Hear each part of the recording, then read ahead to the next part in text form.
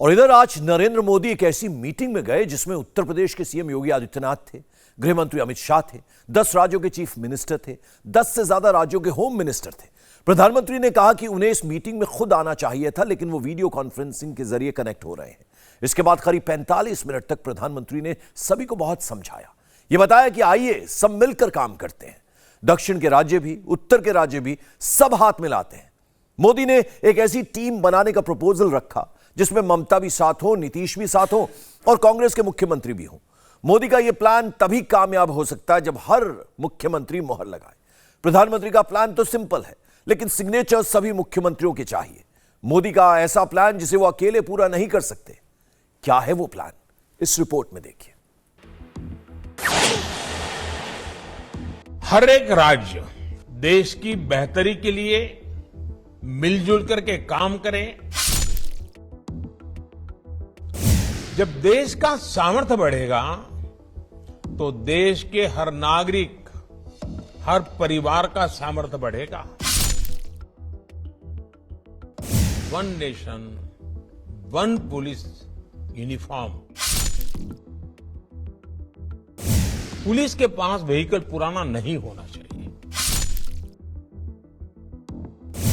अब कानून व्यवस्था किसी एक राज्य के दायरे में सिमटी रहने वाली व्यवस्था नहीं रह गई है। टेक्नोलॉजी की मदद से एक राज्य में बैठे अपराधी दूसरे राज्य में भयंकर अपराध करने की ताकत रखते हैं। हर राज्य की एजेंसियों का आपस में तालमेल, केंद्र और राज्य की एजेंसियों का आपस में तालमेल, ये बहुत जरूरी है। सभी एजेंसियों को एक दूसरे को पूरा सहयोग देना चाहिए। हमारे बीच में तालमेल, संकलन, सहयोग बहुत अनिवार्य है। हमें कॉमन प्लेटफॉर्म के विषय में बड़ा मन रख करके सोचना ही पड़ेगा। एक छोटी सी फेक न्यूज पूरे देश में बड़ा बवाल खड़ा कर सकती है। अब हमें ताकत को जोड़ करके इसको हैंडल करना है जी। बंदूक वाला भी है और कलम वाला भी नक्सलवाद है। हमें इन सब का काट निकालना पड़ेगा।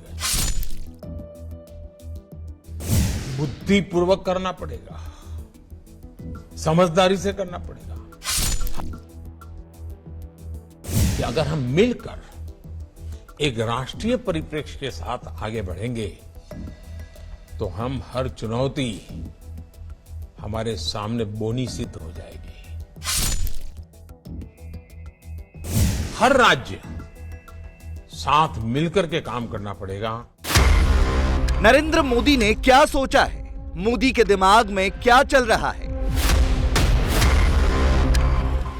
प्रधानमंत्री ने दोस्ती का प्रपोजल रखा है। एक बार नहीं, कम से कम 15 बार प्रधानमंत्री ने अपने सियासी दुश्मनों से अपील की कि देश की खातिर, देश के लोगों की खातिर साथ तो आना पड़ेगा, हाथ तो मिलाना पड़ेगा।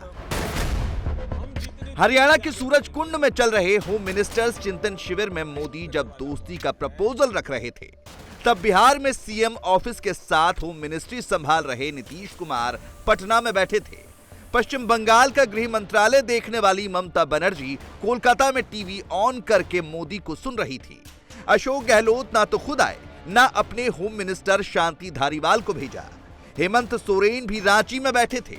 ओडिशा के सीएम नवीन पटनायक अमित शाह के बुलावे पर भी भुवनेश्वर से नहीं आए और तमिलनाडु के सीएम एम.के. स्टालिन भी चेन्नई से नहीं हिले।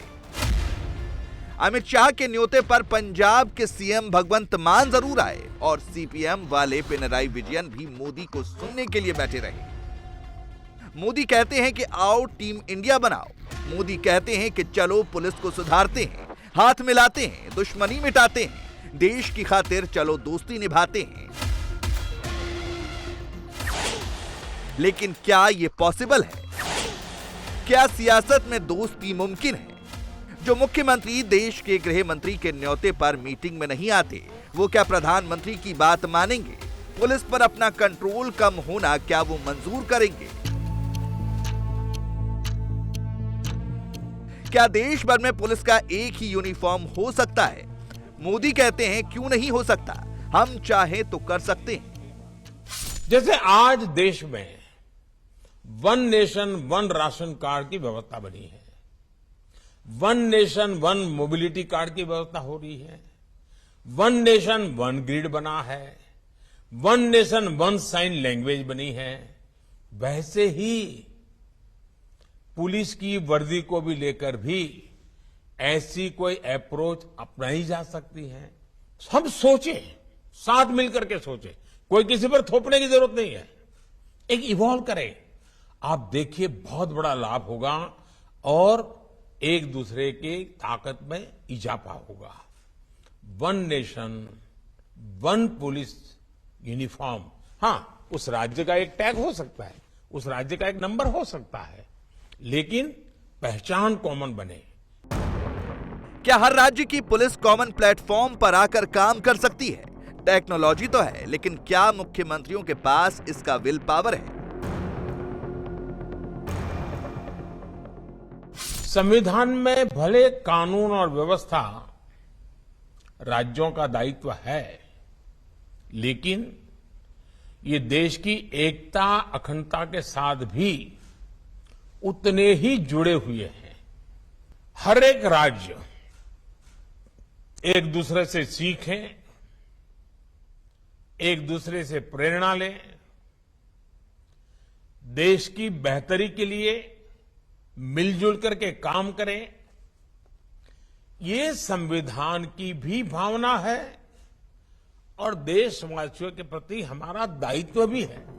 पार्टी पॉलिटिक्स के बेस पर चलने वाली पुलिसिंग में रिफॉर्म कितना मुश्किल है, इसमें रोड़े क्या क्या हैं, ये हम आगे बताते हैं। पहले ये देखना जरूरी है कि नरेंद्र मोदी जब मुख्यमंत्रियों और राज्य के गृह मंत्रियों से डायलॉग कर रहे थे, तब सोशल मीडिया पर क्या चल रहा था। सोशल मीडिया पर दो हैशटैग ट्रेंड हो रहे थे, योगी मॉडल और hashtag Yogi model against crime. Meeting Amit Shah ले रहे थे, ट्रेंड योगी आदित्यनाथ हो रहे थे। ये ट्रेंड बताता है कि लॉ एंड ऑर्डर का योगी मॉडल देश भर में हिट है। दूसरे राज्य देर सवेर यूपी को ही फॉलो करते हैं। बुलडोजर फॉर्मूला हो या एनकाउंटर पॉलिसी, योगी जो भी करते हैं हम ठोक कर करते हैं। तभी तो योगी आदित्यनाथ ये कहने की हिम्मत रखते हैं कि यूपी में अपराधी या तो जेल में हैं या फिर ढेर हो चुके हैं। उत्तर प्रदेश में वो दिन बीत गए जब पर्व त्योहारों पर दंगे हो जाया करते थे। उत्तर प्रदेश में संगठित अपराध और गैंग वॉर का जमाना भी लग गया। दो हाई प्रोफाइल बाहुबलियों का एग्जाम्पल देख लीजिए। कुछ महीने पहले तक पंजाब की जेल के जेलर के बंगले में आराम फरमाने वाला मुख्तार अंसारी अब यूपी की सीतापुर जेल में अपने दिन गिन रहा है और गुजरात की साबरमती जेल में बंद बाहुबली अतीक अहमद कहता है कि योगी जी बहुत बढ़िया काम कर रहे हैं। बहुत बहादुर मुख्यमंत्री है, ईमानदार है। आपको लगता है नहीं, योगी आदित्यनाथ बहुत बहादुर मुख्यमंत्री है, ईमानदार है और मेहनत कर रहे हैं। योगी ने मुख्तार अंसारी और अतीक अहमद के अड्डों पर चुन चुन कर बुलडोजर चलवा दिया। बुलडोजर से डॉन के शूटर्स और कारिंदे भी नहीं बचे। जिन संपत्तियों को तोड़ा नहीं जा सकता था उसे जब्त कर लिया गया, जो जमीन बची उसे सीज कर लिया गया। अतीक अहमद की 959 करोड़ की संपत्ति योगी आदित्यनाथ ने सीज की और मुख्तार अंसारी की काली कमाई से बनाई गई 448 करोड़ की दौलत योगी ने जब्त कर ली। उत्तर प्रदेश में माफिया पर बुलडोजर भी चल रहा है और पुलिस मुकदमा चलाकर सजा भी दिलवा रही है। यूपी में 62 चिन्हित माफिया हैं, इनमें से 7 माफिया और उनके 28 गुर्गों को सजा दिलाई गई है। योगी राज में माफिया और अपराधियों की 4000 करोड़ रुपए की अवैध संपत्ति को जब्त किया गया है। यह पूरे देश में रिकॉर्ड है।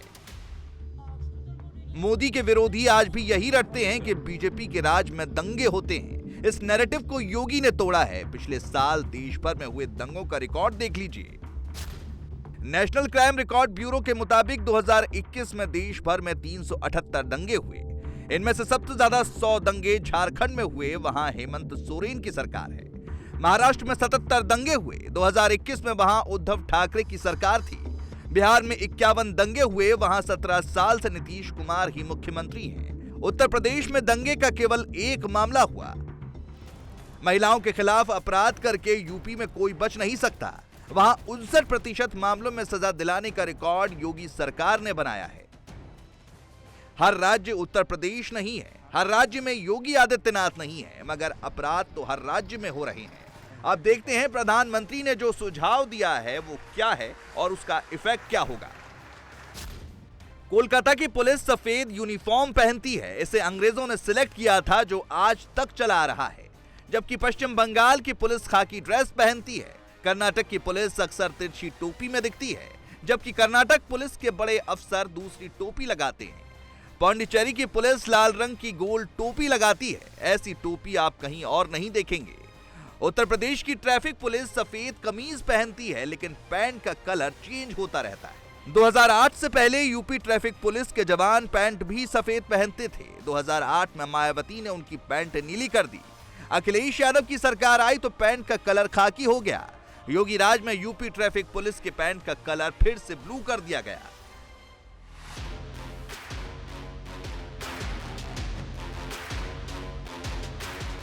पुलिस वाले अक्सर खाकी यूनिफॉर्म में दिखते हैं, लेकिन उनकी खाकी का ग्रेड अलग अलग ही दिखता है।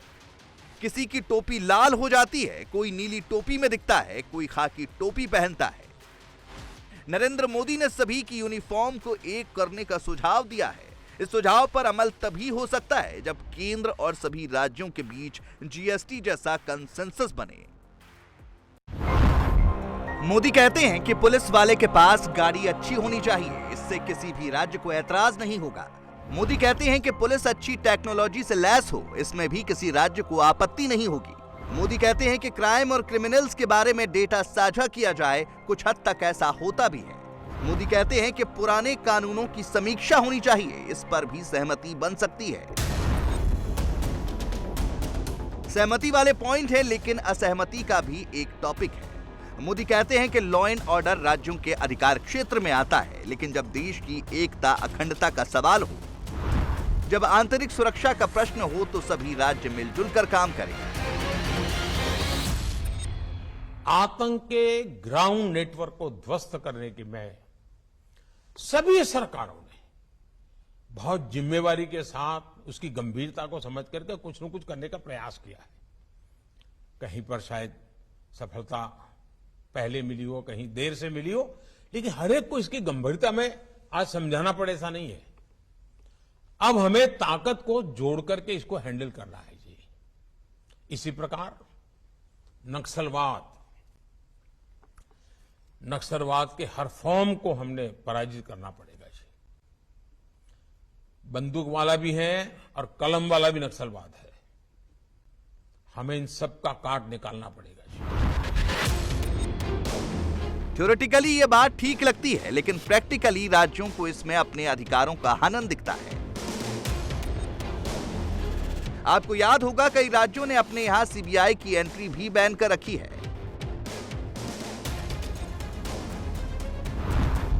राजस्थान में सीबीआई को छापा मारना हो तो अशोक गहलोत की सरकार से पहले इजाजत लेनी होती है। छत्तीसगढ़ की भूपेश बघेल सरकार ने भी सीबीआई को दिया जनरल कंसेंट वापस ले लिया है। पश्चिम बंगाल में शारदा चिटफंड स्कैम की जांच के दौरान ममता सरकार ने भी यही फैसला लिया था। केरल और पंजाब में सीबीआई को पहले राज्य सरकार से इजाजत लेनी पड़ती है। बिहार में लैंड फॉर जॉब स्कैम में आरजेडी नेताओं को बचाने के लिए नीतीश कुमार भी सीबीआई के लिए दीवार बनाना चाहते हैं। महाराष्ट्र में उद्धव ठाकरे सरकार ने भी सीबीआई को दिया जनरल कंसेंट वापस ले लिया था, जिसे एकनाथ शिंदे सरकार ने बहाल किया है। जब सीबीआई के साथ कोऑपरेशन का ये हाल है, तो दूसरे राज्य की पुलिस के साथ कोऑपरेशन की स्थिति को समझा जा सकता है। आज की तारीख में यह सोचना भी मुश्किल है कि ममता बनर्जी अपने यहां हेमंत बिस्वा शर्मा की असम पुलिस को घुसने दें। इसी तरह गुजरात पुलिस की टीम अगर अशोक गहलोत के राज्य पहुंच जाए तो हेडलाइन बन जाएगी, मगर कोऑपरेशन कुछ नहीं मिलेगा।